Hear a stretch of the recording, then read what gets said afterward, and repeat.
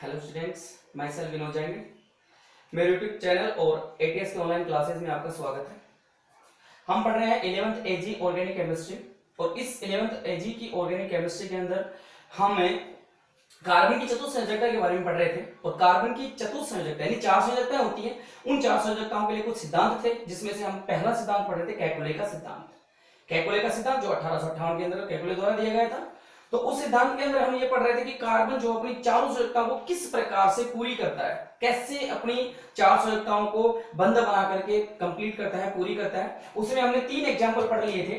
4 एकल संयोजी परमाणु द्वारा, 2 एकल और 2 द्विसंयोजी, एक द्विसंयोजी परमाणु द्वारा, और हमने तीसरा जो एग्जांपल पढ़ा था वो पढ़ा था 2 द्विसंयोजी परमाणु के द्वारा अपनी संयोजकताओं को पूरी करता है। अब एक एग्जांपल बच गया था हमारा, ये डी एग्जांपल है, और ये है एक एकल संयोजी व एक त्रिसंयोजी परमाणु के द्वारा अपनी संयोजकता को कैसे पूरी करता है, वो यहाँ पे हम देखेंगे इसके एग्जांपल।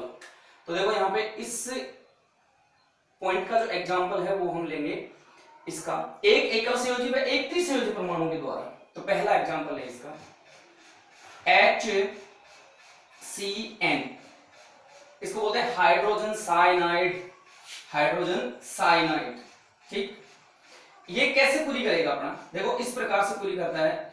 एक संयोजी हाइड्रोजन, और नाइट्रोजन की 3 वैलेंसी होती है, 3 संयोजकता होती है। तो ये कार्बन की 3 वैलेंसियां बच गई, और नाइट्रोजन की 3 होती है, तो 3 इसके साथ जुड़ जाएगा क्योंकि इसके पास में तो लोन पेयर उपस्थित होता है, और 3 वैलेंसियां इसकी खाली होती है। तो इस प्रकार से ये बनाएगा, इसका नाम है हाइड्रोजन साइनाइड। हाइड्रोजन साइनाइड, ठीक है। अब इस प्रकार से भी हो सकती है। नंबर 2 देखो, H को हटा दो और इसकी जगह पे अगर हम CH3 जोड़ दें, ये लो साहब, एकल संयोजी है CH3, ठीक, ये हो गया। और ये है CN, इसको मैथिल साइनाइड बोलते हैं, मैथिल साइनाइड। अब इसमें देखो कैसे बनेगी ये संरचना, स्ट्रक्चर। ये तो देखो 3 H इसके साथ में जुड़ करके एक कार्बन की वैलेंसी खाली होती है, ये लो CH3, इसकी एक वैलेंसी खाली होती है, 4 होती है कार्बन की, तो एक 3 तो एकल बंध द्वारा ये पूरी करता है। अब ये है ना एकल संयोजी हो गया एक तरह से CH3, है ना।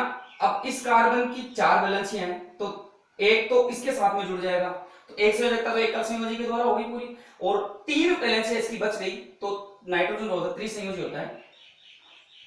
बस हमने क्या कर दिया, हाइड्रोजन की जगह CH3 जोड़ दिया। तो इस प्रकार से इसको बोलते हैं मैथिल साइनाइड, मैथिल साइनाइड, ये हो गया। तो ये हो गया इसका एग्जांपल। एक और ले,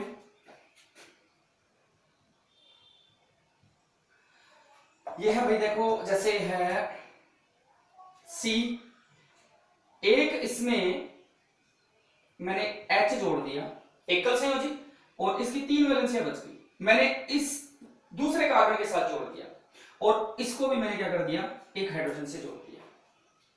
तो ये हो गया एथाइन। देखो इस कार्बन के ले लो एक एकल संयोजी, एक त्रिसंयोजी, ये जुड़ गया। इसके ले लो एक एकल संयोजी और एक त्रिसंयोजी, ये जुड़ गया, इसको बोलते हैं एथाइन। एथाइन। एक और ले लेते हैं, ये हो गया। मैं यहां इन H से मैं दोनों को हटा करके और ये जोड़ रहा हूं, CH3C। अब इसकी 3 वैलेंसियां बच गई, तो अगले कार्बन से पूरी कर रहा है। अब इसकी एक वैलेंसी बच गई, तो ये इससे पूरी कर रहा है, ये दोस्तों ये बन गया, ठीक। चलो मैं इसको एक ही H जोड़ देता हूं, ये नहीं जोड़ता। चलो मैं एक H को हटा करके CH3 जोड़ दिया, मैंने एक ही जोड़ दिया। तो अब देखो इस कार्बन के लिए एक एकल संयोजी और एक त्रिसंयोजी, इसके लिए देखो एक एकल संयोजी और एक त्रिसंयोजी। तो इसका मतलब इस कार्बन की इस प्रकार से, इसको बोलते हैं 3 कार्बन, 1 2 3, और इन दोनों के बीच में डबल बॉन्ड लगा तो प्रोपाइन। प्रोपाइन। तो इस प्रकार से जो कार्बन है वो अपनी चारों संयोजकताओं को एक एकल संयोजी और एक त्रिसंयोजी के द्वारा भी इस प्रकार से अपनी चारों संयोजकताओं को पूरी करता है। तो ये हो गया हमारा कैकुले का सिद्धांत। तो कैकुले ने बताया कि अपनी कार्बन जो है अपनी 4 संयोजकताओं को किस प्रकार से पूरी करता है। तो ये कैकुले का सिद्धांत हो गया। इसके 4 एग्जांपल हो गए, ये कंप्लीट हुआ। अब इसके बाद में जो दूसरे नंबर पे सिद्धांत आता है वो आता है वान होफ वेल्लीबेल का सिद्धांत। तो दूसरा सिद्धांत है वान होफ वेल्लीबेल का सिद्धांत। 4 कार्बन चार संयोजकताओं कार्बन किस प्रकार से पूरी करेगा उसके लिए।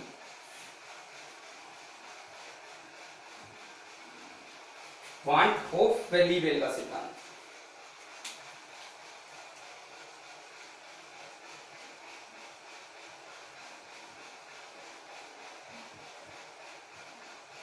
वान होफ व लीबेल का सिद्धांत।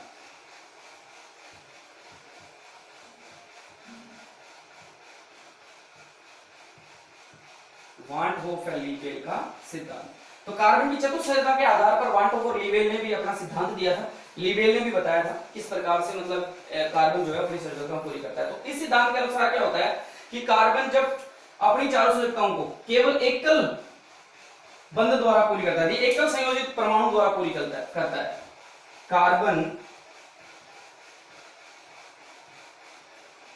अपनी चारों संयोजकताओं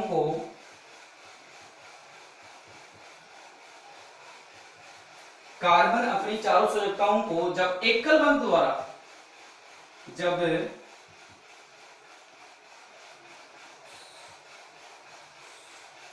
कार्बन अपनी चारों संयोजकताओं को जब एकल संयोजी परमाणु द्वारा पूरी करता है, एकल संयोजी परमाणु द्वारा पूरी करता है, तो कार्बन अपनी चारों संयोजकताओं को जब एकल संयोजी परमाणु द्वारा पूरी करता है तो निम्न संरचनाएं बनती है। निम्न संरचनाएं बनती हैं। देखो इन्होंने ये बताया कि कार्बन जब अपनी चारों संयोजकताओं को, कार्बन जो है जब अपनी चारों संयोजकताओं को एकल संयोजी परमाणु द्वारा पूरी करता है, एकल संयोजी परमाणु द्वारा पूरी करता है, तो कुछ संरचनाएं बनती हैं। और इन्होंने अलग अलग प्रयोग करते हुए ये बताया था, अलग अलग प्रयोग करते हुए उन्होंने ज्ञात किया था कि जब कार्बन एकल संयोजित परमाणु द्वारा अपनी संयोजकताओं को, चारों संयोजकताओं को चार एकल संयोजित परमाणु द्वारा पूरी करता है, तो कौन कौन सी संरचनाएं बनती हैं। तो इन्होंने अलग अलग, वान टोफ ने अलग और लीबेल ने अलग जगह पे, अलग देश में अलग जगह पे सिद्धांत दिया था, अलग अलग प्रयोग करते हुए। ठीक, तो इसमें क्या बताया उन्होंने, तो पहली जो संरचना बनती है इसके अंदर वो होती है वर्ग समतलीय। वर्ग समतलीय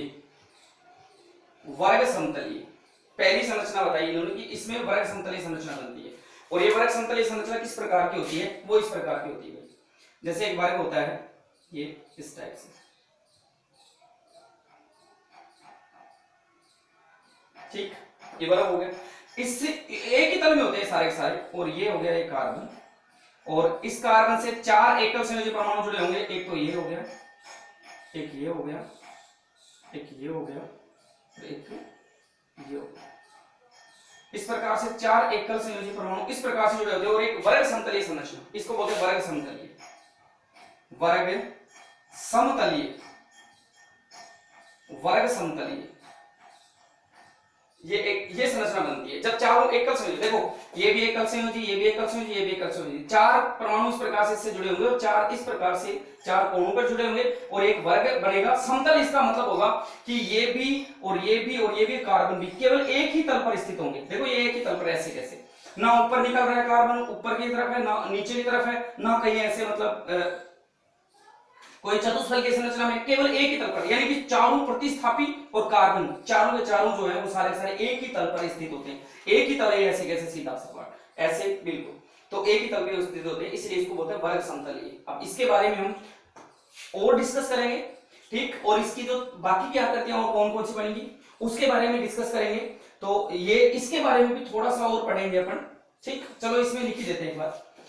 तो इस वर्ग समतलीय के अंदर, तो इसमें यानी इस विन्यास के अंदर या इसमें चारों प्रतिस्थापी, इसमें वर्ग समतलीय में चारों प्रतिस्थापी व कार्बन परमाणु, चारों प्रतिस्थापी व कार्बन परमाणु एक ही तल में स्थित होते हैं। यानी ये जो चारों प्रतिस्थापी हैं, ये वाले एक कॉर्नर पे और ये कार्बन एक ही तल में स्थित होते हैं। तल इनका एक ही होता है, ऐसे कैसे, जैसे इसी के ऊपर सारे सारे स्थित हो गए, एक ही तल में स्थित होते हैं। ठीक, इसीलिए इसको बोलते हैं वर्ग समतलीय। तो वर्ग समतलीय क्या होता है कि इसमें चारों प्रतिस्थापी और कार्बन परमाणु जो होते हैं ना, वो एक ही तल में स्थित होते हैं, एक ही तल में स्थित होते हैं। तो एक प्रकार की आकृति बनती है। अब और बनती है दो प्रकार की आकृतियां, वो हम नेक्स्ट वीडियो पे पढ़ेंगे। नेक्स्ट वीडियो के अंदर उस दोनों आकृतियों को पढ़ लेंगे। ठीक है, तो आई होप आपको वीडियो पसंद आया होगा। पसंद आया तो चैनल को सब्सक्राइब कीजिए और मेरे इस वीडियो को ना दोस्तों में भी शेयर कीजिए ताकि उनको भी इसका लाभ मिल सके। Thank you.